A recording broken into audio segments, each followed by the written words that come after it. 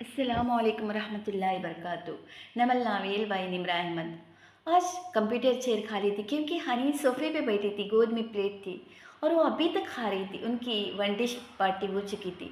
सिमर बड़े सोफे पे बैठे टिश्यू से हिफाजत से लब थपथपा रही थी। सादी अम्मी के साथ बर्तन उठवा रहा था। सिम बाकी मंदा जूस पी रहा था। हाँ, मैंने पता क्या था। टिश्यू से हाथ साफ करते सिमर ने सादी के सवाल का जवाब दिया, फिर उसकी तरफ मुड़कर सुकून से बोली, नामों का ऐलान अभी नहीं हुआ, शायद 2-3 दिन मस्जिद लगे। ओह, शादी का जोश, उम्मीद, खौफ सब ठंडा हुआ। वो आखिरी प्लेट निदरत के हाथ में पकड़े ट्रे में रखकर सिमर के साथ सोफे पर आ बैठा। घुटनों पे कहीं रखे आगे को झुककर बैठे मायूस लग रहा था। शादी, तुम्हें स्कॉलरशिप मिल जाएगा। बहुत सफल लोग मेरिट पे स्कॉलरशिप नहीं बांटते बल्कि नाइंसाफ़ी कर जाते हैं। इसके बावजूद तुम्हारे साथ नाइंसाफ़ी नहीं होगी। उसने शादी के कंधे को थपका। वो हूँ कहकर मुस्कुरा दिया, मगर वो बददिल से आदा था। तभी जब घंटे बजे तो उसने कहा, सिम मोटे आलू, जाओ जाकर दरवाज़ा खोलो, कभी कोई काम भी कर लिया करो। सिम ने फ़ौरन तामील की। जब वो वापस आया तो उसके पीछे फारिस था। चौखट पे ज़रा देर को झिझका। सिमर भी उसे देखकर ज़रा ज़्यादा सीधी हुई। सॉरी, मैं गलत वक्त पे आ गया। वो जो चीज़ें कही थी आपास से वही लेने आया था। और वो बिल्कुल भी नादिम नहीं नजर आ रहा था। इट्स ओके मामू, आए, हम बस पार्टी ख़त्म कर चुके थे। शादी उठ खड़ा हुआ। मैं भी बस निकलने वाली थी। और आप ठीक हैं? सिमर अपनी चीज़ें समेटते हुए उसे देखकर ज़रा सा तकल्लुफ़न मुस्कुराई। फारिस ने कदरे ताज्जुब से उसे देखा और मेज़ की हालत को। पार्टी वाकई ख़त्म हो चुकी थी। सुबह आपा ने तो कहा था कि सिमर और बच्चों ने शाम को पार्टी करनी है। मैं लेट हो गया, इनके 6 जल्दी बज गए। उसने सोचा, फिर सर झटका। उससे क्या, वो तो अपनी चीज़ें उठाने आया था। हाँ ठीक है, उसे कल सुबह लेनी थी वो चीज़ें, लेकिन अगर जल्दी आ गया तो क्या हुआ? हाँ या आई एम फाइन। उसने कंधे उचकाए, फिर किचन की तरफ रुक करके आवाज़ दी, आपा, मेरा बैग दे दे तो मैं जाऊँ। ओह, तुम अभी आ गई, मैं समझी कल आओगे। निद्रत हाथ साफ करती हैरत से उधर आई। अच्छा बैठो, मैं लाती हूँ। सुमन ने अपनी चीज़ें समेट ली थी, सिर्फ कार की चाबियाँ हाथ में पकड़ रखी थी। अब उसे उठना था, मगर हनी सामने बैठी बहुत ही दिलजमी से पंजर से बोटी अलग करती खा रही थी। सिमर ने उसे देखा तो वो उधर ही देख रही थी। घर का सबसे पुरएतिमाद बच्चा फुप्पू के देखने पे शर्मा जाता था। मुस्कुरा कर खाने लगी। सिमर भी मुस्कुरा दिया और फारिस को देखा जो अभी तक खड़ा था। सादी ने सिंगल सोफे की तरफ इशारा किया, बैठ जाए, एक काटता नहीं है। मगर वो नज़रअंदाज करके अपा की तरफ बढ़ गए जो अंदर से उसका बैग ला रही थी। क्या बस यही भिजवाया है सलीम अंकल ने? उसने बैग को हाथों में लेकर टटोला, जैसे वजन चेक किया। हाँ, एक दफ़ा देकर तसल्ली कर लो, सब कुछ पूरा है। वो बैठ गया। बैग की जिप खोली। सिमर भी इख्तियार देखने लगी। बाकी सबको शायद पता था कि अंदर क्या है। फारिस ने हाथ डालकर बंदूक निकाली, लंबी इनानी वाली एंटीक गन। उलट पलट कर देखा, फिर अंदर मौजूद गोलियां चेक की। सब पूरा था। ये हमारे अब्बू के एक दोस्त थे, उनको शिकार का बहुत शौक है। फारिस को उनकी कोई गन अच्छी लगी तो उन्होंने उसके लिए भिजवा दी, मगर उसको जिद थी कि खरीदी का तोहफा नहीं लेगा।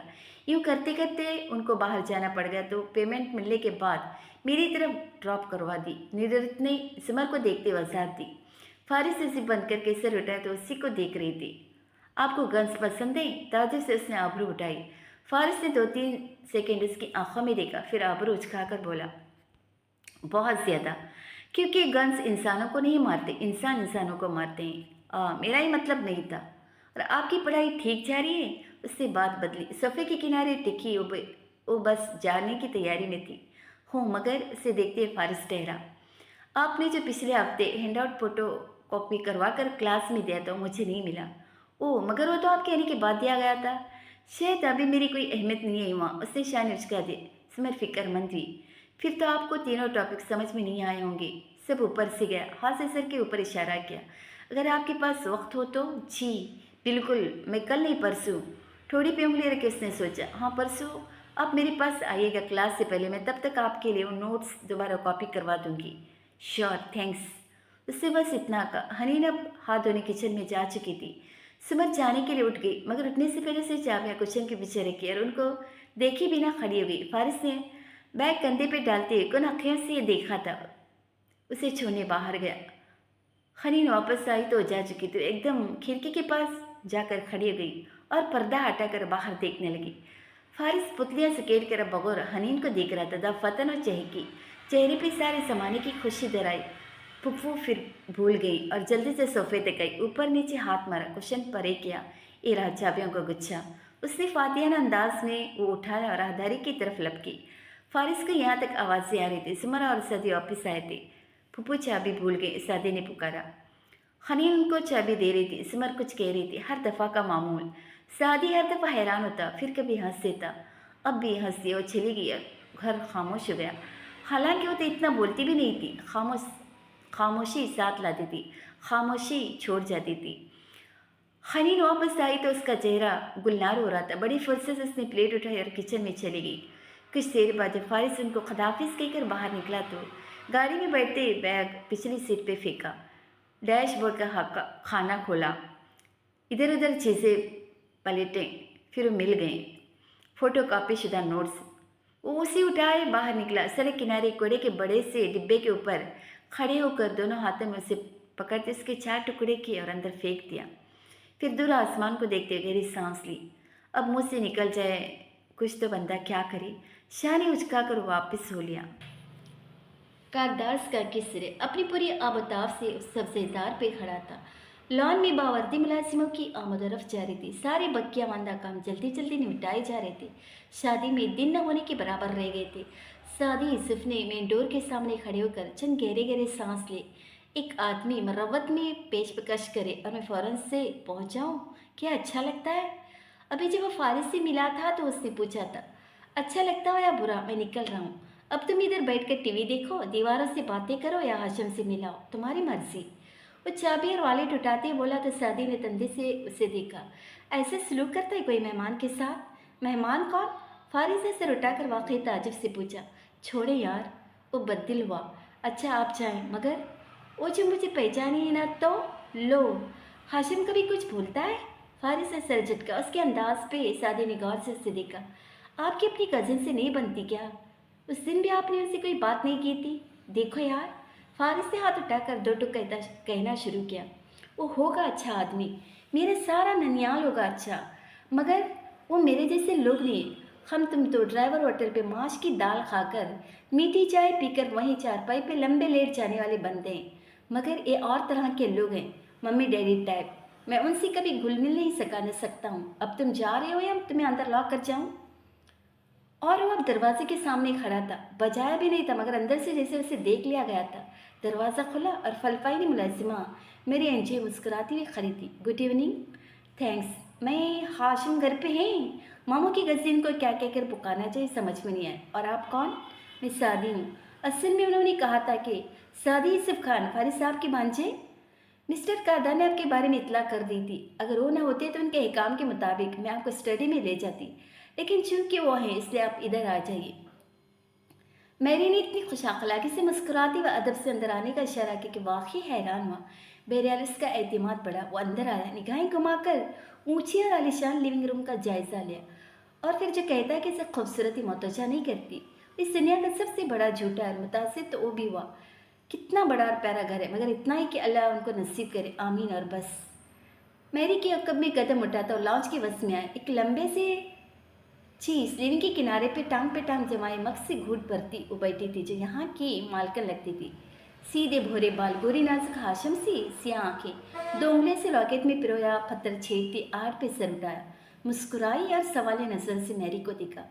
हाशम साहब के मेहमान ही बैठे, मैं उनको इतला करती हूँ। उस सीढ़ियों के लिए मुड़ी तो जवाहरात ने मुस्कुराते हुए सादी को देखा, अलबत्ता आंखें बिल्कुल सर थी। मैं फारिस का भांजा हूँ, सादी यूसुफ। उस तरह संजीदगी से बोला। अपने यहाँ आने के फैसले पे फिर से सोचा, कहीं गलती तो नहीं की? आई सी। जवाहिरत ने इस बात में इसे रिलाया, तासरात नहीं बदले। मैरी अभी सीढ़ियों के वश में थी जब हाशिम कमरे से निकलता दिखाई दिया। अचरत में कोट पहनता सदी को देखकर मुस्कुराती हुए सीने उतरने लगा। मुझे खुशी है कि तुम आए हो। अब शायद जल्दी में हाशिम भाई, बस यही मुँह से निकला और यही तय हो गया। हाशिम उतर आया था, मुस्कुराकर उसका शाना तबका। मैं वाकई जल्दी में और मुझे वाकई बहुत ज़रूरी काम है, मगर तुम्हें मैं अपनी स्टडी दिखाना चाहता हूँ, और ये मैं अपनी खुशी के लिए कर रहा हूँ। फिर माँ को देखा। क्या तारीफ हो चुके? अपने सवाल का जब खुद ही समझ कर आओ कहता उसे ऊपर ले आए। सीढ़ियों के अख्तिताम पर पहुंचकर सादी ने निगाह मोड़ी। नीचे जवाहरत हनोज उसे देख रही थी। उसके आने पर खुशी या गुस्से में उसकी तासरातें बताने से कासिर थी। उस सर झटकर हाशिम के पीछे हो लिया। वो वसी और तवील स्टडी थी। किताबों की स्लाइडिंग रैक्स, उनके पीछे मजीद रैक्स, शेल्फ, टेबल। सादी ने 27 से आगे पीछे गर्दन घुमाई। वाह, आप तो वाकई पढ़ने वाले आदमी लगते हैं। हाशिम का दोस्ताना रवैया उसको मजीद पुरएतिमाद कर रहा था। उसकी बात पे हाशिम हंस दिया। तुम आज की शाम मेरी किताबों के नाम करो, मुझे कॉल करनी, फिर निकलने से कबल मैं खुदाफिज करने आऊँगा। मगर तुम खाना खाए बगैर नहीं जाओगे। नहीं, इट्स ओके। मैं वो शर्मिंदा हुआ, मगर हाशिम मुस्कुराता और पलट चुका था। साथ ही मोबाइल पे नंबर भी डायल कर रहा था।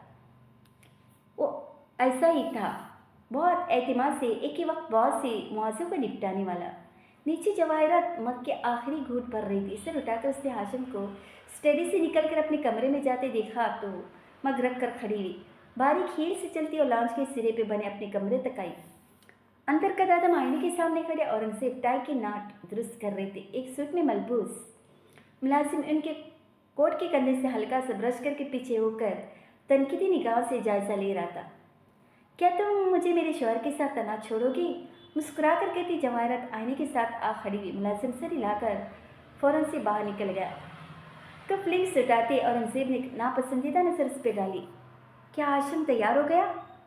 पहले तुम्हारे भांजे के रिश्तेदारों की खातिर मदारत तो कर ले। वैसे इस काम के लिए क्या तुम बहुत नहीं थे? मुस्कुराहट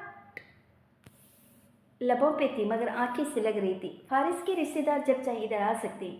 उसको इसकी माँ का जायज़ हिस्सा मैंने कभी नहीं दिया तुम्हारे लिए। अब और क्या चाहती हो? और एनेक्सी उसके हिस्से से बहुत कम है, तुम जानती हो।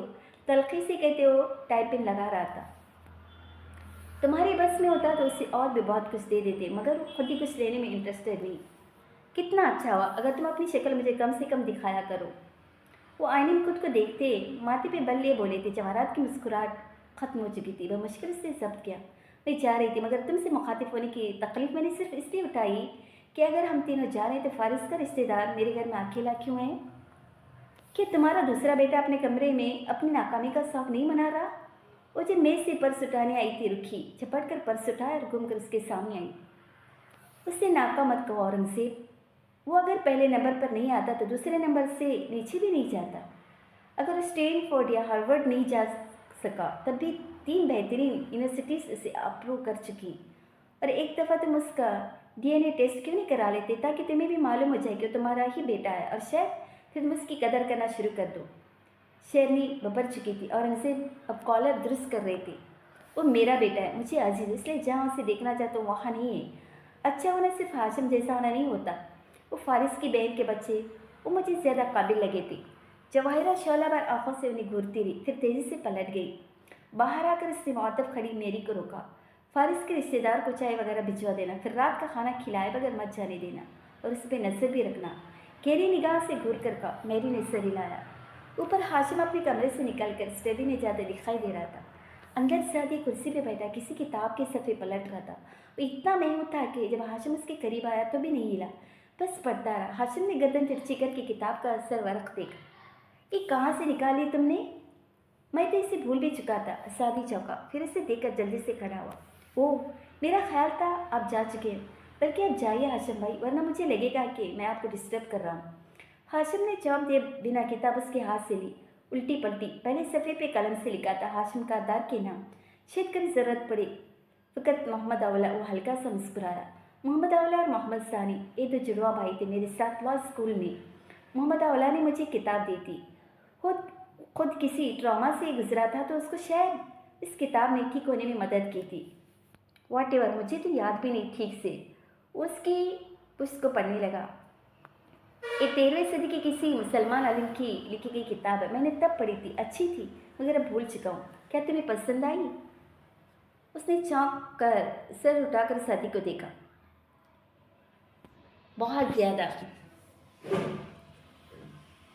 अजीब चार में इसमें, जैसे मैं शेख के ज़माने में वापस चला गया। हाशिम ने किताब मेज़ पे रखी, झुककर खड़े हुए कलम निकाल कर पहले सफ़े पे मोहम्मद अवला के दस्तखत तले लिखा।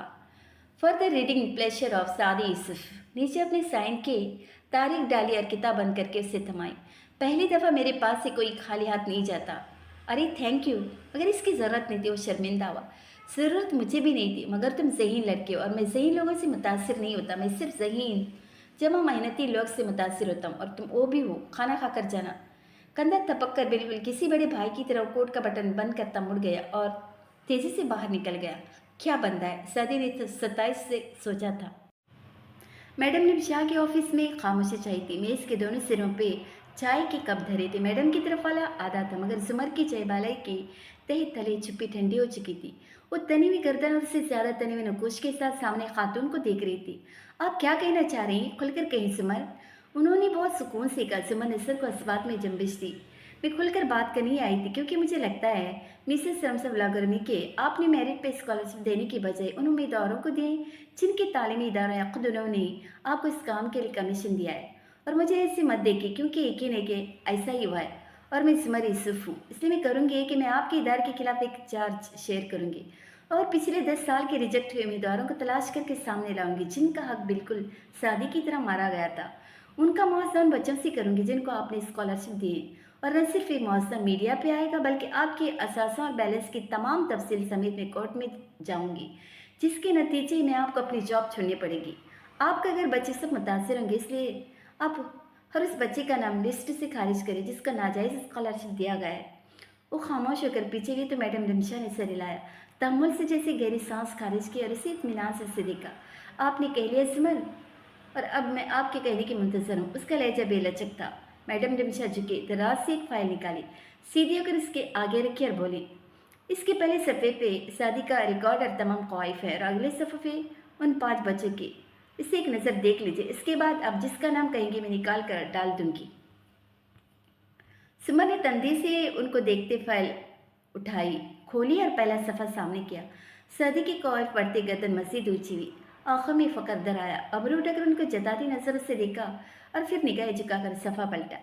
तनवीर तासरात के साथ वो पढ़ती गई, सफ़े उलटती गई, आहिस्ता आहिस्ता न कुछ ढीले हुए, कंधे ज़रा ढलके भूमि खपकी मगर फसवाई से भेजे। फाइल ख़त्म करके वो कितनी देर उसको देखती लब काटती रही। अब इनमें से किसका नाम आप निकलवाना चाहती है सुमर? उन्होंने नरमी से पूछा। सुमर ने खामोशी से उनको देखा और फाइल आहिस्ता से मेज़ पे डाली। सुमर, अपने बच्चे हम सबको प्यारे होते, चाहे वो प्यारे न भी हों, वो हम सबको काबिल लगते, चाहे वो काबिल न भी हों। अब ये कह रही है कि शादी मुस्तहक नहीं था। मैं ये कह रही हूँ कि कुछ बच्चे शादी से ज़्यादा मुस्तहक थे। सुमर ने आंखें बंद करके कनपट्टी मस ली। वो बेहद थकावट का शिकार लग रही थी। आई एम सॉरी, मगर इससे ज़्यादा काबिल और गरीब बच्चे थे वो 5। मेरी जगह आप होते तो आप यही फैसला करते। सुमर ने बंद आँखों के साथ अस्वाद में सर हिलाया। अभी कुछ देर वो आँखें नहीं खोलना चाहती थी। ख्वाब टूट चुका था, नींद खुल चुकी थी, मगर वो जो कुछ देर और इसी ख्वाब में रहना चाहती थी कि क्या उसने किसी और स्कॉलरशिप प्रोग्राम में अप्लाई नहीं किया? सुमन ने आँखें खोली, सारे ख्वाब हवा में तहलील हो गए। फीकी से मुस्कुराहट के साथ उसने नफ़ी में गर्दन हिलाई। वो कर चुका है, वहाँ भी नहीं मिला। I am sorry. वो अफसोस से उसे देख रही थी और सुमर भी उनको देखते कुछ सोच रही थी। ज़हन मुंतशिर था, सोचे भटक रही थी, मगर वो नुक्ता सामने था जिस पे उसे पहुँचना था। अभी नहीं तो कभी नहीं। मिसेस रिमशा, क्या आप मुझे एक फेवर देंगी? किताब हाथ में लिए वो पढ़ते पढ़ते बालकनी में जा बैठा था। बाहर शाम भी हल्की नीली थी, दूर तक फैला सब्ज़ाज़ार और वहाँ से नजर आती फारिस की एनेक्सी। लाइब्रेरी की बालकनी के दाएं तरफ हाशम की बालकनी थी और उसके मस्जिद पर एक और बालकनी, अलबत्ता वो एक दूसरे से जुदा थी। किसी दूसरी बालकनी तक जाने के लिए आपको अंदर से ही जाना पड़ता, साथ ही उस सबसे बेखबर रहता अगर उससे वो आवाज़ न आती। ऐसी आवाज़ जैसे कोई दम घुटने की कैफियत में खांसने की कोशिश कर रहा हो। उसने चौंक कर सर उठाया, फिर इधर उधर देखा। हाशिम की बालकनी से परे एक दूसरी बालकनी के कमरे के खुलते दरवाजे पे वो था। घुटनों में तकरीबन सर नहवाड़ी, खांसता कई करने की कोशिश करता। वो कम उम्र नौजवान लगता था। न वो कमरे के अंदर था न बाहर, न होश में न बेहोश, दरमियान में था कहीं। किताब फेंक कर वो अंदर भागा, लाइब्रेरी से निकलकर रेलिंग के ऊपर आया, बदहवासी से इधर उधर दिखा, फिर नीचे जवाहरात के सोफे पे उसी के अंदाज में मैरी बैठी मग से कॉफ़ी पी रही थी। बाकी सब सुनसान पड़ा था। सुनो, ऊपर आओ जल्दी, उसने पुकारा। मैरी गड़बड़ा कर उठी, फिर संभल कर सीढ़ियों तक आई। साथी तब तक आगे जाकर हाशिम साथ वाले कमरे का हैंडल घुमाने लगा। वो लॉक था। खाना तैयार है, मैं आपको बुलाने ही लगी थी। वो जीना बस जीना चढ़ती ऊपर आई। उस कमरे में कौन है? ये नौशरमा है, मगर वो उसे अंदर से जोर आजमाई करते देख कर रुक गई। उसे खोलो, वो ठीक नहीं। वो अब दरवाजे को धक्का दे रहा था। मेरी की हालत पे गुस्सा गालिब आने लगा। वो तेजी से उसके सामने आई। वो आराम कर रहे हैं और उनका हुक्म है कि इस दौरान अगर किसी ने उनको तंग किया तो बहुत बुरे पेश आएंगे, इसलिए बेहतर है कि आप मेरे साथ डाइनिंग हॉल। अगर वो लड़का मर गया तो तुम्हारे मालिक तुम्हारी जान लेने में कितनी सेकेंड लगाएंगे? हाँ। वो उसकी तरफ मुड़कर इतनी गुस्से में बोला। मैरी चुप हो गई। ओके, मैं चाबी लाती हूँ, ये ऐसे नहीं खुलेगा। वो अब किसी तरह तेज रफ्तारी से नीचे गई। उसके वापस आने तक साथी मुसलसल दरवाजे को जोर जोर से हिड्डी मार रहा था। मेरी आई तो पीछे हुआ। दरवाज़ा खुला तो बालकोनी का मंजर दूसरे जावे से सामने आया। चौखट पे तकरीबन औंधा गिरा लड़का मुंह से निकलता झाग, हलक से आती अजीब आवाज़ें। सादी तेजी से उसकी तरफ लपका। हाँ, मेरी का मुंह खुल गया। तुम ठीक हो? सुनो, इधर देखो। वो जल्दी जल्दी लड़के को सीधा करता उसे जगाने की कोशिश करने लगा। उसकी रंगत मुतगैर हो रही थी, आंखें खुल बंद हो रही थी। तुम फिक्र मत करो, तुम बिल्कुल ठीक हो जाओगे। हम तुम्हें हॉस्पिटल ले जा रहे हैं। तुम सोना नहीं, जागने की कोशिश करो। उसका चेहरा थपथपाया, परेशानी के आलम में कह रहा था। नौशर्मा ने अधखुली आंखों से धुंधला सा मंजर देखा। उस पे जमी छोटे घुंघरियाले बाल, परेशान आवाज़। उसका ज़हन तारीकी में डूबता गया। गाड़ी तैयार करो और मुलाजिम को इधर भेजो, इसे उठाना है। देख क्या रही हो, जल्दी करो। वो मैरी को हक्का बुक्का खड़े देख कर चिका तो। मैं मिसेस कारदार, उनको बाद में इतला करना, पहले गाड़ी निकलवाओ, जाओ। मेरी सिर पटाकर बाहर भागी। ये सब उसके लिए बहुत अचानक और गैर मुतवक्का था। लॉन्च में टीवी मध्यम आवाज़ में चल रहा था। बढ़िया बाइनक लगाए सोफे पे बैठे अखबार पढ़ रही थी। सुमर ने चाय मेज़ पर रखी और खुद सामने जा बैठे। इलायची और दालचीनी की महक। उन्होंने आईने के ऊपर से निगाह उठाकर कपों को देखा और फिर से अखबार पढ़ने लगे। महीने का आखिर चल रहा है और तुम खुद कमाती हो, इसलिए 2-3 हज़ार से ऊपर मांगने का सोचना भी मत। दोबारा से पढ़ते पढ़ते उन्होंने निगाह उठा दी। मैं कुछ और मांगने आई हूँ। अपना कप लेकर उसने टेक लगाई, फिर घूट भरते बड़े अब्बा को देखने लगी। और इस वक्त आई हो जब तुम्हारी वहाँ घर पे नहीं है, इसलिए अगर मौजूद गुफ्तगू निद्रत के रिश्तेदार की शादी में जाना है तो भी साफ इनकार है। आपने नहीं एयरपोर्ट के करीब जो अरसा हुआ प्लॉट ले रखा था मेरे नाम से, उसके कागजात आपके पास है? जितनी संजीदगी से उसने पूछा वो इतना ही चौंकी। ऐनक उतारी, अखबार रखा और अचंभे से उसे देखा। क्यों नहीं होंगे? वो प्लॉट मेरी सारी ज़िंदगी की कमाई है, तुम्हारी और जुल्फ़ी के नाम जो थोड़ा बहुत जोड़ा था उसमें से जुल्फ़ी ने अपना ऐसा नौकरी के दौरान ही ले लिया था। कारोबार में भी लगाया उसने, मगर कारोबार में तो पेशानी का लिखा चलता है, उसका पैसा कम हुआ, बड़ा नहीं। तुम्हारे हिस्से से प्लॉट मैंने उन वक्तों में ख़रीदा था और अब वो अच्छा खासा महंगा हो चुका है। उसका बेच कर मैं तुम्हारी शादी करूँगा और बहुत धूमधाम से करूँगा। मगर फ़िलहाल तो मेरी शादी का कोई सिलसिला नहीं चल रहा, मगर जल्द चलेगा। कुछ तुम्हारी पढ़ाई, कुछ इस कम उम्र में टूटी मंगनी के बाद हम ज़्यादा ही प्रोटेक्टिव हो गए थे, वरना तुम्हारी शादी मैं कर भी चुका होता। अब भी रिश्ते देख रहा हूँ, मगर सुमर तुम बेवजह ऐसे जिक्र नहीं छेड़ा करते तो सवालिया आबरू उठाई। सुमर चंदा ने बिल्कुल खामोशी से उनको देखती रही। खामोशी दुनिया का सबसे बड़ा इकरार, सबसे बड़ी सज़ा। अब्बा, साथी को स्कॉलरशिप नहीं मिला। वो बिल्कुल चुप हो गई। आंखों में रंज मलाल उभरा। इन्ना लिल्ला, मगर शायद किसी और जगह से। अब वक्त नहीं है, वो नहीं पढ़ने जा सकता माँ सिवाय इसके। वो रुकी, एक वक्फा दिया, मगर अब्बा की आंखों से निगाह नहीं हटाई कि हम उसकी फीस भर दें। मगर हम इतनी महंगी यूनिवर्सिटी अफोर्ड नहीं। अल्फाज लबों में टूट गए। वो एकदम शौक से उसको देखने लगे। एक मिनट, तुम कह रही हो कि? मैं बिल्कुल ये कह रही हूँ, हम अब प्लॉट बेच देते हैं। हरगिज़ नहीं। शौक की जगह गुस्से ने ले ली। वो मेरी सारी ज़िंदगी की कमाई हो, तुम्हारा हक है। तुम्हारी शादी जेवर सब उससे बनेगा और बकिया रकम तुम्हारा बैंक बैलेंस होगी और तुम्हारा फ्यूचर है। सदी हमारा फ्यूचर है। 5 साल की पढ़ाई, हर साल के लाखों रुपए की फीस। नहीं सुमर, मैं नहीं कर सकता। यानी आपको शादी से बिल्कुल मोहब्बत नहीं है? मुझे इमोशनल ब्लैकमेल मत करो। ये हुर्बे मुझ पर असर नहीं करते। तलखी से उसकी बात काट कर बोली, मुझे बहुत प्यारा है। असल से सूद ज़्यादा प्यारा होता है, मगर मुझे हनीन और उसामा भी प्यारे हैं। और सबसे बढ़कर मुझे तुम प्यारी हो। मैं निदरत के घर का आधे से ज़्यादा खर्चा उठाता हूँ। कल को हनीन बड़ी होगी और फिर तुम्हारी शादी जिस वजह से एक दफ़ा टूटी वो दोबारा नहीं दोहरा सकता मैं। मेरी फ़िक्र मत करें। तुम्हारे कहने से मैं फ़िक्र करना छोड़ तो नहीं सकता। मैं बाकी सबको नज़रअंदाज करके सारा पैसा शादी पे खर्च नहीं कर सकता। जब वो पढ़कर आएगा तो इतनी अच्छी जॉब मिलेगी कि चंद साल में सब बना लेगा। फिर मैं भी तो कमाती हूँ, वो बहुत सुकून से कह रही थी। लानत है मुझ पे अगर मैं अपनी बेटी को पैसा कमाने के लिए ज़ाया कर दूँ, और अगर पोता ज़ाया कर दिया तो? वो लम्हे भर को चुप हुए, मगर दलाइल ख़त्म नहीं हुए थे। वो पाकिस्तान में भी तो पढ़ सकता है। इसमें बहुत बेजार हुई। अब्बा, ये बात मत कीजिएगा दोबारा। किसी लोकल यूनिवर्सिटी और यूनिवर्सिटी ऑफ लेट्स से पढ़ने की में कितना फ़र्क है हम दोनों जानते हैं। वो पैसा हमारी सिक्योरिटी है, शादी हमारी सिक्योरिटी है। बड़े अब्बा ने छिंचलार से देखा, अब कि उनकी आंखों में गहरा रंज था। सिमर, मत करो अपने साथ ऐसा, वो पैसा तुम्हारा हक है। मैं तुम्हारी खुशियों का रास्ता खराब करके शादी का करियर नहीं बना सकता। दौलत किसी शादी की जमानत होती तो सबसे ज़्यादा खुश बादशाहों की बेटियां होती। और पता है अब्बा, सबसे ज़्यादा शहजादियाँ ही रहती हैं। बड़े अब्बा ने थक कर कप उठाया। उनकी चाय ठंडी हो चुकी थी, इलायची दालचीनी की महक सब जाहिर हो चुका था। मैं नहीं चाहता कल को तुम उस बात पे पछताओ। क्या आप कभी मुझ पे खर्च करके पछताए? वो उदासी से मुस्कुराई। उन्होंने नफे में गर्दन को जम्बिश दी। कभी भी नहीं, मगर मेरा दिल नहीं मानता और शादी भी तो नहीं मानेगा। उसे कौन बताएगा?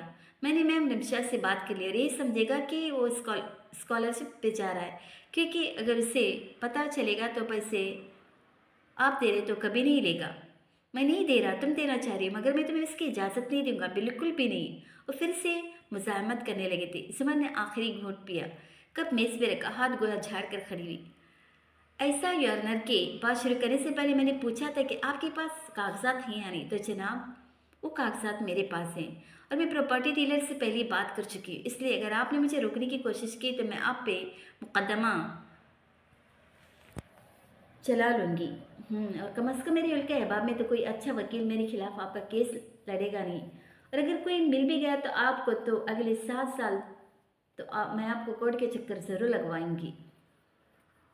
इसलिए फ़िलहाल आपके पास मेरी बात मानने के सिवा कोई ऑप्शन नहीं। और बहुत मलाल में घिरे बड़े अब्बा होले से हंसी, मगर फिर मलाल टूटा और चाय के बर्तन उठाकर वापस जा रही थी। उन्होंने उसे पुकारा, उससे इतनी मोहब्बत न किया करो, वरना अल्लाह वरना बहुत आजमाइशें डाल देता है। सिमर गहरी सांस लेकर पलटी और उनको देखते हुए शान से बोली, उमर बिन खत्ताब रहमतुल्लाह रज़ियल्लाहु अन्हु ने फरमाया था, मोहब्बत पे इंसान का इख्तियार नहीं होता। ये मेरे बस में नहीं अब्बा। वो आसुदगी से मुस्कुराकर वहाँ से चली गई। वो फिक्रमंद और परेशान बैठे रह गए। उनको आज एहसास हो रहा था कि उसकी शादी में गैर ज़रूरी देर करके उन्होंने गलती कर दी। उनको ऐसे नहीं करना चाहिए था।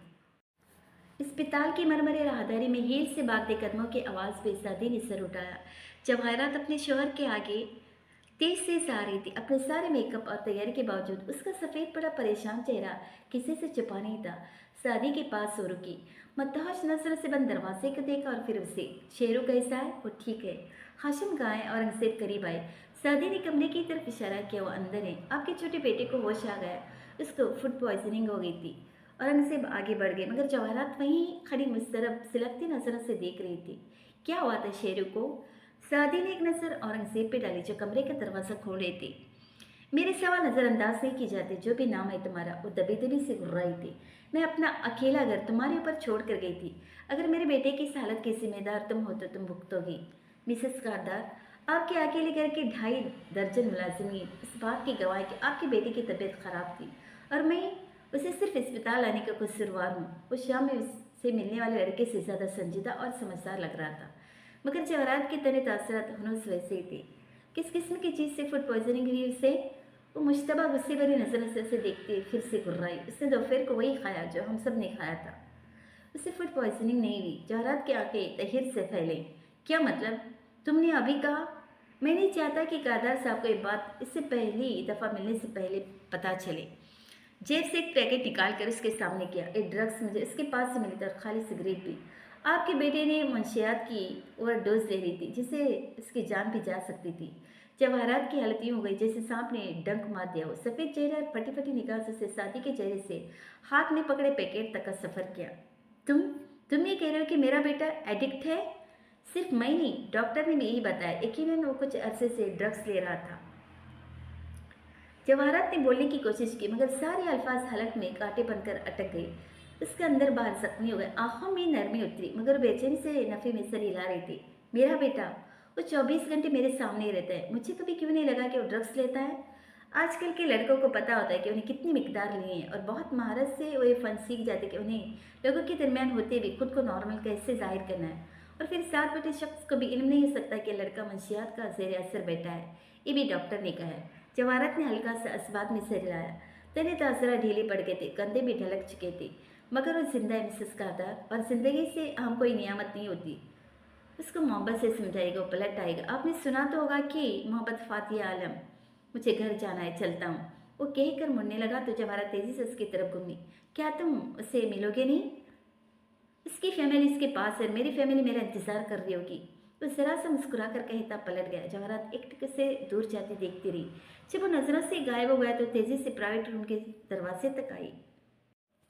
शाम का आसमान हल्का सुरमई था। सूरज ने बादलों के नारंगी किनारे को देखा रखा था और लाइब्रेरी की खिड़की के इस मंजर को वासिया दिखा रही थी। अंदर एक कोने में लंबी मेज बिछी थी। एक सिरे पे 3 लड़कियां बैठी किताबों में मगन थी। दूसरे सिरे पे 2 मुसल कुर्सी पे वो दोनों बैठे थे। सुमन सर झुकाए गर्दन तिरछी के कागज पे कुछ लिख रही थी और फारिस करीब बैठा बोर सा होकर इधर उधर देख रहा था। चले, ये टॉपिक तो खत्म, सब क्लियर था ना? आखिरी लफ्ज लिखकर सफा उसके सामने करते उधर जुमर ने सर उठाया। उधर फारिस से फौरन संजीदा होते बहुत वजह से इस कागज को पढ़ा। जी बिल्कुल ओके, अब आगे चलते।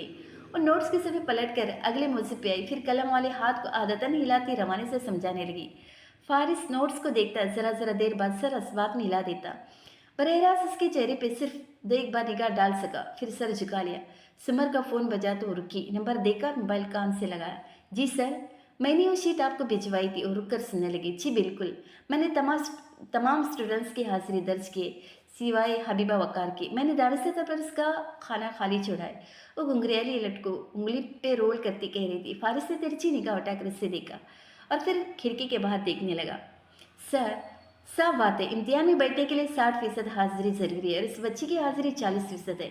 मगर चूंकि वो डॉक्टर ताहिर अकरम की भांजी, इसलिए डॉक्टर साहब ने मुझे कॉल करके इस 40 को 60 बनाने का कहा है।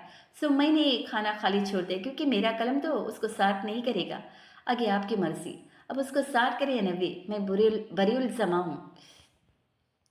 सादगी से सारी बात कहकर उनकी सुनने लगी। फिर अलविदाई कलमात कहकर फ़ोन रखकर किताब की तरफ मत हो जाए। खैरियत मैम? सुमन जी के चेहरे के साथ जरा मुस्कुरा कर सर झटका। ये सब तो चलता रहता है, कोई भी नौकरी फूलों की सेज नहीं होती। वो किताब दोबारा खोलने लगी। फारिस ने आपके जरा गौर से उसके चेहरे को देखा। एक बात पूछूं? सुमन ने सवालिया नजर उठाए तो कंधे जरा उचका कर थोड़ी सी शिव उंगली और अंगूठों में आदतन जरा जरा सोचता बोला। यूं ही ख्याल आ गया, उस दिन जो आपने किया शादी के घर जानकर चाबियां बोलना। सुमर के लिए जुमला गैर मुतवक्का था। वो लम्हा भर को बिल्कुल धक सी रही। फिर चेहरे पर सुर्खी सिमट आई। सर झटकर उसने कुछ कहना चाहा, फिर कुछ देर रुक गई। चंद सानी खामोशी में गुजर गई। अगर वो जान चुका तो सुमर की आदत नहीं कि वो इनकार करती। मुझे नहीं पता आपको सदी कितना अजीज है, मगर हमारे लिए वो ख़ानदान का पहला बच्चा था और बच्चे बराबर प्यारे होते, मगर जो तवज्जो पहले बच्चे को मिलती है वो दूसरों के आने तक हम उस मिकदार में देरी से कासिर हो चुके होते हैं। उससे हमारा छोटा है, मगर हनी वो मेरे हर वक्त सिर्फ हमारा शादी करते रहने से मुझसे काफ़ी शर्माई सी रहने लगी। अर्सा पहले मैं वाकई कुछ भूल गई थी कि 1-2 दफ़ा, लेकिन बाद में मुझे पता चला कि वो हर दफ़ा खिड़की में मेरा इंतज़ार करने लगे। वो बहुत ज़हीनी और दुनिया ज़हीन लोगों को तनहा कर देती है। उसे हर दफ़ा मुझसे उम्मीद होती है कि मैं उससे तनहा नहीं छोड़ूंगी। सो मैं खुद उसे हर दफ़ा ये उम्मीद नए सिरे से थमा आती हूँ। कदर तवक़्क़ुफ़ से संजीदगी से बोली। हो सकता है आपको ये गलत लगे, मगर मेरे नज़दीक किसी अजीज शख्स को अपने करीब रखने के लिए कोई बहाना करने में कोई बुराई नहीं। फारिस ने भी इख्तियार उन ताज़ा फ़ोटो कॉपी शुदा नोट्स को देखा, फिर सुमर को। बिल्कुल मेरे नज़दीक भी नहीं। वो उसे संजीदगी से अधूरा छोड़ा मौजू वापस खोलने लगी। कदर तवक़्क़ुफ़ के बाद फारिस ज़रा खंकारा। बताने का शुक्रिया, खालिन को नहीं बताऊँगा, सीरियसली। सुबह ने सिर्फ एक कड़ी निगाह उठाकर उससे देखा। मुझे इस बात की कोई बिल्कुल फिक्र नहीं, क्योंकि इतना तो आपको पता होना चाहिए कि मेरा एतबार तोड़कर आप कभी भी बच नहीं सकते। फिर नोट्स उसके सामने रखकर सिलसिले कलाम वहीं से जोड़ लिया जहाँ से तोड़ा था। फारिस अपने चेहरे पर ज़माने भर की बोरियत सजाई खामोशी से सुनता रहा। मिसेस रिमशा के ऑफिस में एक दफ़ा फिर चाय के 2 कप मेज़ के मुखालिफ किनारों पर रखे थे। इस दफ़ा शादी की तरफ वाला कप आधा खाली था और मिसेस रिमशा का अंश हुआ। वो सारी बात शादी को बताकर अब बिल्कुल खामोशी से उसका रद्द-ए-अमल देख रही थी। वो अभी समझने की कोशिश कर रहा था। आप ही कह रही मैम कि आपने मेरे डॉक्यूमेंट्स एक प्राइवेट स्पॉन्सर को भिजवाए हैं और उन्होंने मुझे स्पॉन्सर करने की हामी भर ली है और वो हर साल मेरी फ़ीस जमा करवाते रहेंगे। वाकई बेयकीन था। फ़ीस जमा अखराजात जितनी रकम हम दे रहे थे वही रकम वो देंगे। Oh thank you. मुझे नहीं पता मुझे क्या करना चाहिए। वो खुश था और खुशी इतनी थी कि उसमें ठग से कोई तासीर भी नहीं दे रहा था। मगर वो है कौन? मैडम ने खामोशी से सामने रखी डेकेर बास्केट में से क्रिस्टल बॉल निकाली और उसे उंगली में घुमाते हुए नजरें शादी के चेहरे से हटाए बिना बोली, है कोई जिसका दिल बहुत अमीर है और आप पे खर्च करने को पैसा भी बहुत है। फिर जरा संभल कर गोया में, एक चैरिटी बिजनेसमैन है, बहुत से स्टूडेंट्स को प्राइवेट तौर पे स्पॉन्सर करते। आपके कॉयफ उनको अच्छे लगे और सबसे अच्छी बात ये लगी कि आपने तरजीहात में अपने ख़ानदान को पहले नंबर पे रखा। जी मगर क्या मैं उनके बारे में कुछ जान सकता हूँ? मतलब अगर मैं उनसे मिलना चाहूँ तो? क्रिस्टल बॉल घुमाते उनके हाथ रुके, वो नफ़े में से रिलाते पीछे होकर बैठे। बिल्कुल भी नहीं सादी, मेरे कुछ वसूल हैं, मैं स्पॉन्सर की कोई तफसील आपको फराहम नहीं कर सकती। अगर मैं इसरार करूँ तो भी नहीं, मैं सिर्फ उनका शुक्रिया, कुछ सवालों के जवाब जाना ज़रूरी नहीं होता, मैं आपका शुक्रिया पहुँचा दूंगी उन तक। अच्छा, वो उदास हुआ। आप मेरी सिमर पप्पू को जानती है ना? आपने उनको बताया है सब? सिर्फ पुरजोश होकर वो आगे बढ़ा। मैडम ने जवाब देने से पहले बहुत देर तक उसका तमतमाता चेहरा दिखा। क्या आप चाहते हैं कि मैं उनको अभी खबर कर दूँ? नहीं नहीं प्लीज़, आप मत बताइएगा, मैं खुद उनको सरप्राइज़ दूंगा। थैंक यू सो मच, मैं चलता हूँ। जल्दी जल्दी इजाज़त मांगी, शुक्रिया अदा करता दोबारा आने का कहता और दरवाजे की तरफ लपका। सादी, आपकी पप्पू आपसे बहुत मोहब्बत करती है, उनके लिए कभी कोई कुर्बानी देनी पड़े तो पीछे मत हटना। वो जाते जाते मुड़ा। जी बिल्कुल। अच्छा, आप मत बताइएगा, मैं खुद बताऊंगा। और वो बाहर था। मैडम ने सर झटक कर गहरी सांस अंदर उतारी और सोचा, मोहब्बत एक बहुत सादा और बहुत पेचीदा शय है। हनी शादी के साथ आई थी और जितनी देर वो मुसलसल जोश से बोलता, दादी और पप्पू को अपनी स्कॉलरशिप की तफसील बता रहा था। हरीन उसी वक्त केक के 3 टुकड़े खा चुकी थी जो शादी ने रास्ते से लिया था। यानी कि तुम्हारी सारी पढ़ाई मुफ्त और अखराजात भी? वाह भाई, ये तो कमाल हो गया। बुढ़िया अम्मी बहुत खुश थी, बार बार शादी के सर और कंधे पे हाथ फेर कर कहते, फिर फौरन इजाफा करती, निरल से उम्मीद नहीं थी कि बच्चों को पढ़ा पाएगी, असल में तुम्हारा बात बहुत लायक था, तुम्हारी हिना उसी पे गई हो। और सदी और रीना के लिए बातें बेअसर थी। बड़ी अम्मी के पास एक पूरी फहरिस्त थी कि फलां सदी में फलां के घर निदरत ने मुझे यूं और यूं कहा, और निदरत के पास भी ऐसी एक चार्जशीट हमा वक्त तैयार रहती थी और उन दोनों की गैर मौजूदगी में शादी करता था। हर शख्स को अपना काम करना चाहिए। अल्लाह ने मर्द को 2 कान इसलिए दिए कि एक से सुनकर दूसरे से निकाल दे, और औरतों को 2 कान इसलिए दे ताकि दोनों से सुनकर मुंह से निकाले। और जुमर खामोशी से मुस्कुराती टेक लगाकर बैठी से सुन रही थी जो तब से बोले जा रहा था। मैम ने मुझे उनका नाम तक नहीं बताया। मेरा बहुत दिल था कि मैं उनसे एक दफ़ा मिलकर उनका शुक्रिया ही अदा कर सकूं। वो याद करके फिर से उदास हुआ। हनी ने इधर उधर देखा, कोई उसकी तरफ मतवजा न था। उसने आगे होकर चौथा टुकड़ा निकाला, पीछे वह पूरी दिल जमी से खाने लगी। सुमर, सदी लेसावर को चौंका। आप तो मैडम को जानती है ना, अब उनसे पता करवा देना कि मुझे स्पॉन्सर किसने किया है।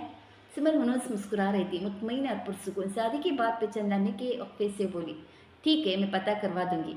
अगर उन्होंने ना बताया तो मेरे इतने जराए कि मैं वो नाम ढूंढ लूँगी। लेकिन वो लहसाबर को रुकी। शादी एहसान का बदला क्या? एहसान के सिवा भी कुछ हो सकता है। अगर तुम जानना चाहते हो तो ठीक है, मगर तुम्हें नहीं लगता कि अगर कोई तुम पे पैसा लगा रहा है और बदले में सिर्फ उसकी इतनी ख्वाहिश को बेशनाख्त रहे तो तुम्हें उस ख्वाहिश का एहतराम करना चाहिए? शादी के लिए ओ मैं शुक्रिया। हनी ने अब 5 टुकड़ा उठाया। एक तो मैंने सोचा ही नहीं।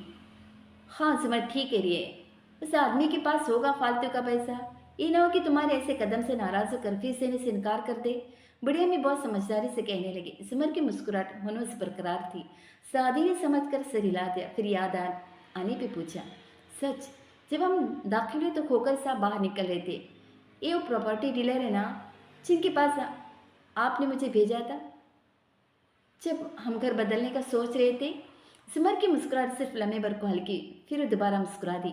बड़े अम्मी ने भी चौंक कर उसे देखा। हाँ, उनकी जायदाद का केस मैं डील कर रही थी। असल में उनकी बहू की अपनी सास से बिल्कुल नहीं बनती, तभी बेटा हिस्सा मांग रहा है। मेरा तो ख्याल है बहू काफ़ी समझदार लड़की और सारा कुछ सिर्फ सास का ही होगा। मगर कुछ अक्ल से माँ को देखते हुए सांस लेने को रुकी कि बड़ी अम्मी का काफ़ी जोश में आगे होकर कहने लगी, क्यों, तुम्हें क्या पता वो सास के साथ क्या सलूक करती है? जब छोड़े ना, हमें क्या पड़ी अम्मी, आइए केक खाते हैं। सादी जल्दी जल्दी कहता मेज की तरफ रुख मोड़ कर बैठा तो केक नफासे से कटा आधा बचा था। दूसरी तरफ सोफे पे हनी ने बिल्कुल साफ हाथ मुंह के साथ हथेली पे ठोड़ी जमाए अलम इकबाल की तरह खुला में घूर रही थी। सादी ने से घूरा और सिमर ने से मुस्कुरा कर देखा। वो सादी को नज़रअंदाज करके सिमर को देखकर शर्मिला से मुस्कुराई। मेरा अंदाज़ा था कि आप आज तुम लोग आओगे, इसलिए मैंने बाहरी कबाब भी मंगवा लिए थे। पहले वो खाते फिर केक। सिमर कहते हुए उठ खड़ी हुई। हनीन की आंखें चमक उठी। सादी बस सर चटक कर रह गया। वो इस नामालूम शख्स की वजह से इतना खुश था कि घर जाकर अम्मी को हनीन का बताने का इरादा तर्क कर दिया। और चौखट में जरा ओट में खड़े बड़े अब्बा ने तासुफ और फिक्रमंदी से सुमर के चेहरे को देखा, जो बहुत तमानियत से मुस्कुराती हुई किचन की तरफ जा रही थी। वहाँ कोई पछतावा, कोई मलाल नहीं था। मलाल तो उनके दिल में भी नहीं था, मगर जहन में परेशानी ज़रूर थी। सदी अब बड़ी अम्मी से पूछ रहा था कि उसके मामू के कज़न की शादी में आएंगे या नहीं, और बड़े अब्बा गहरी सांस लेते अंदर चले आए। अभी उन्हें शादी का सरप्राइज पहली दफ़ा सुनकर उस पर पहला तासर देना था। कारदार खानदान का वैसे मौसम गर्मा में भी बाहर के फूलों से सजा था। वलीमे की दावत का थीम फूल थे और वो जगह जगह बिखर गए थे। लॉन में मुस्ततील मेज़ों के गिर्द सोफे पर मेहमान कहीं बैठे कहीं चल फिर रहे थे। उनमें से मरकज़ी निगाह वो जोड़ा था जिसके एजाज़ में वो सब जमा थे। हाशिम का सूट सियाह था और शहरीन का गवन मोती जैसा सफ़ेद, सर पे बारीक कामदार दुपट्टा कंधों के पीछे गिरता था और वो हाशिम की कहनी को थामे हंसती हुई उसके साथ चल रही थी। काफ़ी देर से दोनों आगे पीछे मेहमानों में घूम रहे थे। उनको देखती निगाहों में हसरत, रकाबत, खुशी, खुलूस, गर्ज, हर तरह के लोगों का हर तरह का जज्बा मौजूद था। सिर्फ एक शख्स की निगाह मुख्तलिफ थी। सदी और हनीन के मेज़ पे मौजूद वारिस बहुत खामोश और तीखी नज़रों से हाशिम को देख रहा था। वो खुद फारिस से ज़रा बड़ा, साफ रंगत और ग्लासेस वाला खुशशक्ल सा मर्द था। उसके अंदाज में इस खानदान के लिए कदर नापसंदीदगी थी और वो शायद सिर्फ फारिस की मदद करने पे आया था। खाला और बच्चों के बगैर कैसे गुजर रही मामू? साथ बैठे सादे ने मुखातिब किया तो वारिस ने हाशिम से निगाह हटाकर उससे देखा।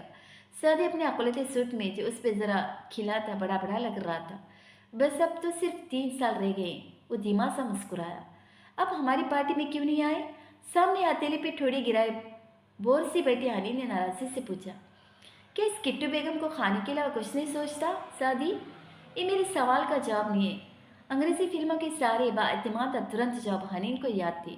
मैं मसरूफ़ था और फिर जिस पार्टी पे तुम लोग अपने फुप्पू को बुलाते हो उसमें मेरा आना नहीं बनता, अच्छा नहीं लगता। अच्छा? हनीन चुप हो गई, फिर बोर से होकर इधर उधर देखने लगी। तभी वो अपने दुल्हन के हमरा उनके मेज़ से कहा। वो तीनों उसके लिए खड़े हो गए। बस, बाकी सब कहाँ हैं? हाशिम ने शहरी से तारफ़ करवा कर हैरत से साथी को देखकर पूछा। सीम को बुखार था तो अम्मी उसके पास रुक गई। बड़े अब्बा की फैमिली को कहीं और जाना था फारिस मामू, कहते हुए सादी ने लॉन के दाखिली चेक पॉइंट को देखा। वो दावत के शुरू में थे मगर फिर इवनिंग क्लास के लिए चले गए। जबकि फारिस ने बस सरसरी सा पूछा था, तुम्हारे दादा की फैमिली नहीं आएगी? सादी ने बताया नहीं, तो बस 10 मिनट रुका और फिर उठ गया। वारिस भी ज़्यादा देर नहीं बैठना चाहता था मगर सादी रनीन की वजह से पाबंद होकर रह गया था। उस दिन के लिए दोबारा शुक्रिया। उसने फिर से शादी का कंधा टपक कर कहा तो शर्मिंदा होगा और बात बदलने को मामू की तरफ मुड़ा। मैं उसे जो सारा खाला के बारे में बता रहा था वो इनकी वाइफ है, मैं जानता हूँ। हाशिम ने मुस्कुरा कर सर हिलाया। शहरीन पलट कर किसी और से बातें करने में मैं होती। और वारिस, क्या कर रहे हो आजकल? जेबों में हाथ डाले खड़े वारिस से जरा से कंधे उचकाए। कुछ गड़े मुर्दे उखाड़ने की कोशिश कर रहा हूँ। हाशिम ने मुस्कुराते हुए गहरी नज़रों से उसे देखा। मेरी मदद की ज़रूरत हो तो बताना। ज़रूर बताऊँगा। हाशिम मुस्कुरा कर जाने को मुड़ा, फिर हिना को देखकर रुका। मैंने इतना शौकी कैमरा वर्क आज तक नहीं देखा। उसकी तारीफ करके पलट गया तो हनी ने शाने झटके। पता नहीं पहली दफ़ा में कोई मेरा यकीन क्यों नहीं करता। क्या शानदार बंदे हैं हाशिम भाई। वापस बैठते हुए सादी ने बहुत फ़ख्र से कहा तो वारिस ने चौंक कर उससे देखा। तुम्हें मालूम भी है कौन है? जी, ये बहुत अच्छे वकील हैं, बहुत अच्छे दिफाई वकील हैं, वो भी क्रिमिनल्स के। और क्रिमिनल के दिफाई शख्स को मैं क्रिमिनल से अलग नहीं समझता मामू। सादी बहुत संजीदगी से उसकी तरफ मुड़ा। हो सकता है आप उनको पसंद न करती हूँ और शायद उनकी इज्जत भी न करती हूँ, और हो सकता है उनकी कंपनी करप्शन में भी मुलविस हो, मगर उस सब के बावजूद हम इनको क्रिमिनल नहीं कह सकते। मैं उनको जानता हूँ, वो बहुत अच्छे हैं। वारिस चुप हो गया। अगर सादी को पता चल जाए कि वो हाशिम को इतना नहीं जानता तो? मैरी इंची मुस्कुराते हुए आई और सदी के कान के करीब झुकी। मिसेस कादर आपका इंतजार कर रही हैं। वो चौंका, फिर इन सबसे माजरत करता उठाया। बाहर नीली शाम में स्याही घुलने लगी थी मगर अंदर रोशनियों का सूरज जो बन पे था, फूल ही फूल, रोशनी ही रोशनी। लॉन्च में रुककर सादी ने गर्दन उठाई। सीढ़ी से ऊपर हाशिम के कमरे के सामने रेलिंग पे कहने टिकाई, दूसरे हाथ में नेकलेस का मोती घुमाती हुई किसी मलिका की शान से खड़ी थी। सिर्क लंबा गवन, सिर्क लिपस्टिक के साथ, आंखों में गहरा काजल और गहरा इस्तराब था।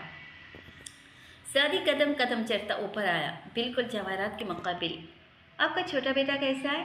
सदी ने खंकार कर बात का आगाज़ किया। जवाहरात मुसरफ से मुस्कुराने की सही की मगर आंखों में नमी उभर आई। वो तैयार है, कमरे में भाई के लिए दावत में शामिल हो भी जाएगा मगर खुश नहीं होगा। मुस्कुराते हुए सर झटकने की सही में सबसे आंखें गुलाबी होती गई। सादी ने पुतलियां सकेट कर गौर से उसका चेहरा देखा। यानी कारदार साहब को इल्म हो गया? जवाहरात ने इस बात में गर्दन हिलाई। औरंगजेब ने इसे बहुत झिड़का है, वो अपसेट है। आप मुझसे क्या चाहती मिसेस कारदार? वो नरमी से बोला। हर परेशानी में एक ही ख्याल होता है, हाशिम संभालेगा, मगर आज हाशिम का बड़ा दिन खराब नहीं कर सकती, वरना संभाल तो वो अब भी लेता। उसने नरमी से सादी की कहनी पे हाथ रखा। क्या तुम कुछ कर सकते हो? सादी ने गर्दन मोड़कर शेरू के कमरे को देखा। मुझे कोशिश करने दी। उसने दरवाजे पे दस्तक दी। जवाहरात एक तरफ फट गई। सादी ने दरवाज़ा खेला। बेड के किनारे वो सर झुकाए बैठा था। सूट जूते टाई सब तैयार थे मगर खुद बुझा बुझा सा था। सादी को देखकर फीका सा मुस्कुराया। मैं सादी, फारिस का। आई नो, भाई ने बताया था। आओ। सादी चंद कदम अंदर आया। दरवाज़ा वापस धकेला तो चौकट से 3 इंच के फासले पे जा ठहरा। बाहर खड़ी जवाहरात की मुस्तरफ समाती वहीं लगी थी। कैसी तबीयत है तुम्हारी? वो सामने खड़े खड़े एहतियात से पूछने लगा। शेरू ने सर झटका। बताया था मम्मी ने कि तुमने मुझे बचाने की कोशिश की थी।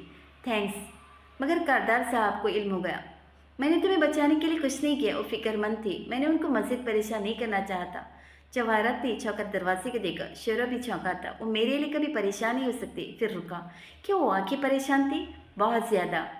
इसलिए तुम्हें नीचे जाकर उनको उनके बेटे की शादी की मुबारकबाद देनी चाहिए।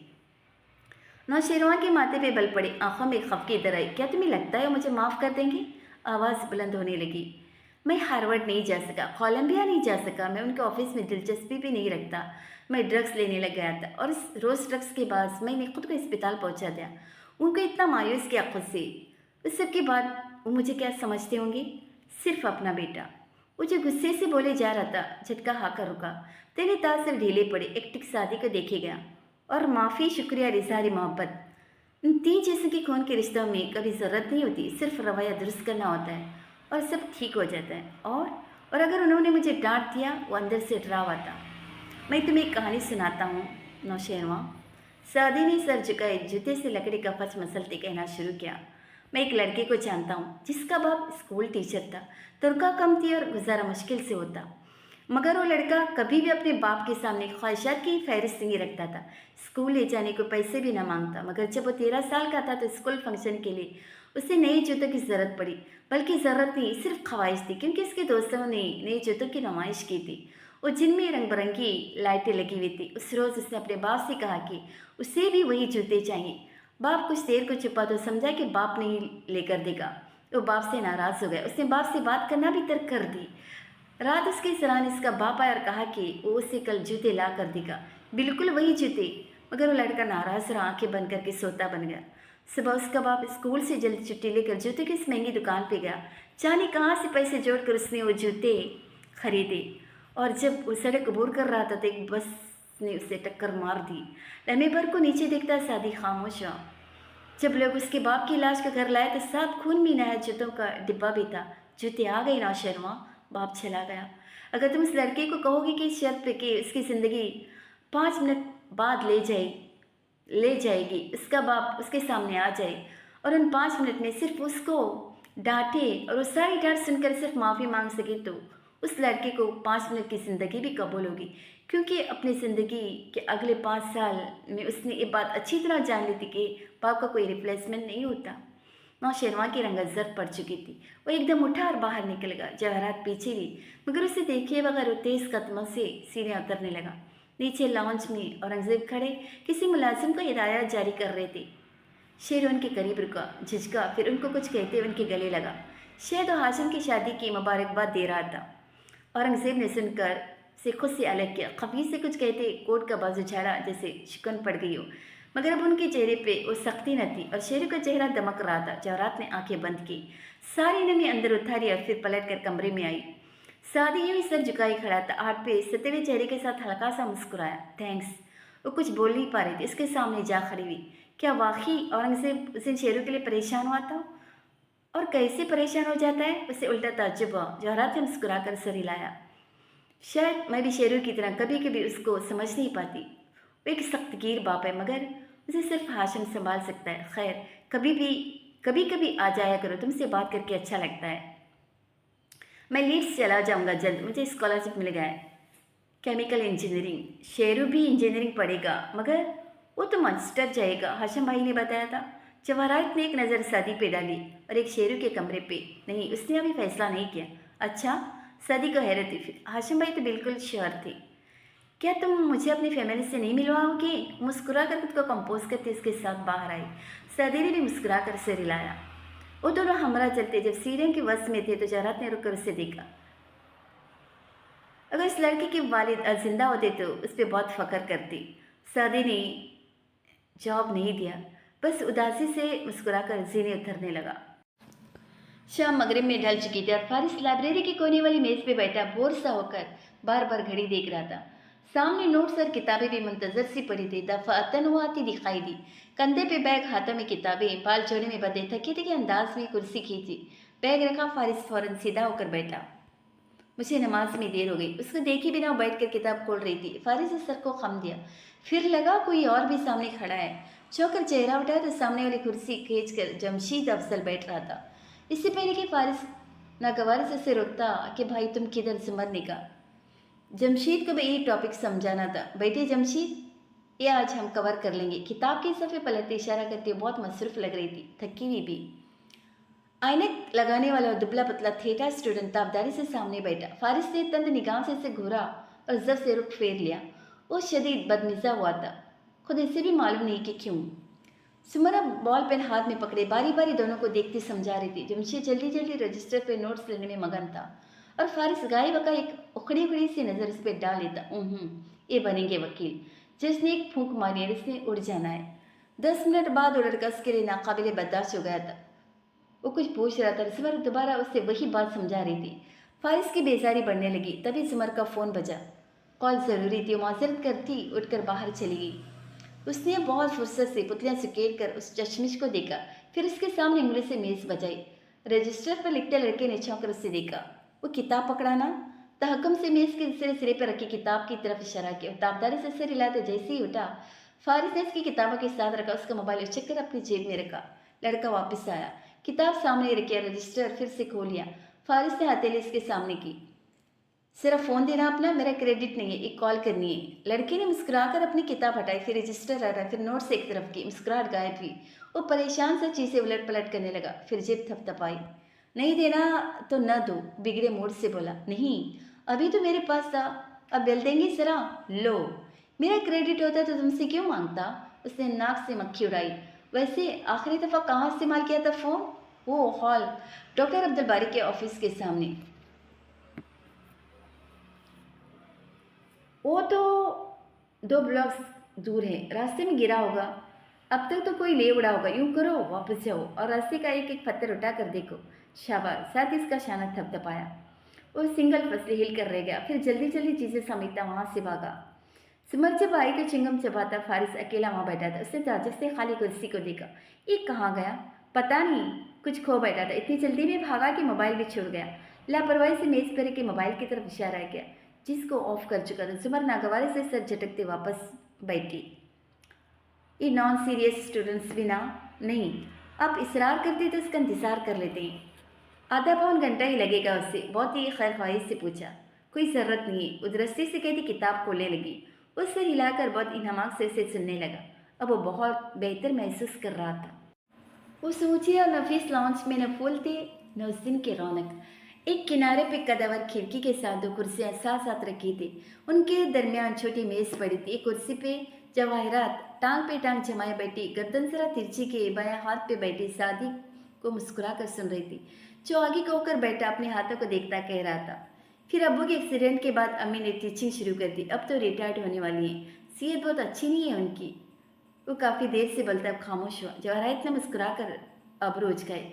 अच्छा लगा तुम्हें सुनकर। इससे भी ज़्यादा अच्छा है कि तुम मेरी कॉल पे चलाए, आते जाते रहा करो। अब अगले साल छुट्टियों पे ही आऊँगा। हाँ, कोशिश करूँगा कि कभी शेरी से मास्टर में मुलाकात हो जाए। क्या मैंने तुम्हें नहीं बताया कि वो भी तुम्हारी यूनिवर्सिटी में जा रहा है? सादी ने चौंकर उससे देखा। वो बदसुर मुस्कुरा रही थी, मगर वो चुप हो गया। मैं जिस सादी यूसुफ को जानती हूँ वो काफ़ी साफ गो है। तो तुम बता क्यों नहीं देते कि तुम्हें क्या बुरा लगा है? आई एम सॉरी, मगर आपने उसे अपना फैसला बदलने पे ही क्यों मजबूर किया है? मैंने सिर्फ ख्वाहिश की और वो मान गया। मगर क्यों? तुम दुरुस्त सोच रही हो। मैं चाहती हूँ कि तुम मेरे बेटे के साथ रहो।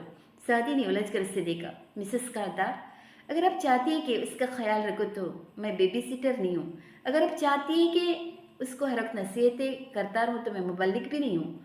और अगर आप ये चाहती हैं कि मैं उसके पल पल की खबर आपको दूँ तो मैं जासूस भी नहीं हूँ। मैं ये सब चाहती हूँ कि मगर बेबी सिटर मुबल्लिग या जासूस की हैसियत से नहीं, एक दोस्त बनकर। हमारी पहली अच्छी दोस्ती हो चुकी है और दोस्त बनकर मैं ये सब कर सकता हूँ। लेकिन जितना मैं आपके बेटे को समझ जाऊँ, इसलिए नफ़ी में गर्दन हिलाई। अगर उसे इल्म हुआ कि आप भी मेरी वजह से वो बहुत खफा होगा। सादी, मेरा बेटा ड्रग्स पे था, बाप से नाला था। अब वो वादा कर चुका है खुद को बदलने का, मगर क्या मुझे इसका यकीन कर लेना चाहिए या नहीं? उसकी फ़िक्र करनी चाहिए। मुझे इसकी सेहत की फ़िक्र उसकी यूनिवर्सिटी से ज़्यादा है और मुझे लगा कि मैं तुम पे भरोसा कर सकती हूँ। क्या तुम मेरे अच्छे दोस्त नहीं हो? सादी ने गहरी सांस लेकर इस बात में सिर हिलाया। ओके, मगर मैं उसकी पुश्त पे कभी भी कुछ ऐसा नहीं करूँगा जिस पे वो मुझसे खफा हो। खैर, अब बताएं हाशिम भाई कैसे हैं? उनके हनीमून पे जाने के बाद अब तो उनको बहुत मिस कर रही होंगी। जवाहिरात ने शानी उचकाई। उसकी गैर मौजूदगी में तो उसकी गैर मौजूदगी में ये घर काट खाने को दौड़ता है। वो अपनी बीवी के साथ वापस आएंगे तो फिर रौनक हो जाएगी। मोहब्बत आंधी होती है, मगर उम्मीद है कि शादी आंखें खोल देगी। उसे जल्द इल्म हो जाएगा कि उस लड़के ने सिर्फ उसके स्टेटस की वजह से उससे शादी की। शादी की इस बात की उम्मीद नहीं थी। अगर ऐसा तो आपने उनको रोका क्यों नहीं? मैं रोकती तो ना करता। ज़्यादा बेहतर को तजुर्बा करके सीखे। फिर हाथ उठाकर 5 उंगलियां से दिखाएं। 5 साल भी नहीं चलेगी उसकी ये शादी। तुम ये बात किसी डायरी में लिख कर रख लेना। अच्छा, मुझे तो अच्छी लग रही थी उनके साथ। वो सोच में पड़ गया। वो इसलिए कि तुम अच्छे हो। और तुम्हें एक बात कहूँ, चूंकि उसके बाएं तरफ बैठा था तो जवाहरात तिरछी होकर उसकी तरफ मुड़ी। शादी का मतलब होता है खुशकिस्मत, और बहुत अच्छे लोग कभी भी खुशकिस्मत नहीं होते। ये मुनसर है कि आप खुशकिस्मती किसे कहती हैं। गम का बदलना बस बदकिस्मती नहीं, खुशी का मिलना खुशकिस्मती नहीं है। जवाहरात ने मुस्कुराकर ग्लास उठाया और घूट घूट पीने लगी। वो जब ऊपर शेरू के कमरे में आया तो कंप्यूटर के सामने बैठा कोई गेम खेल रहा था। आओ बैठो। उसने स्क्रीन पे नजरें मरकूज की अपने पीछे से क्वेश्चन निकाल कर सादी की तरफ उछाला। सादी ने क्वेश्चन उसकी तरफ रखकर वहीं बैठ गया। तुम्हारी मम्मी ने बताया कि तुम भी लीड्स जा रहे हो?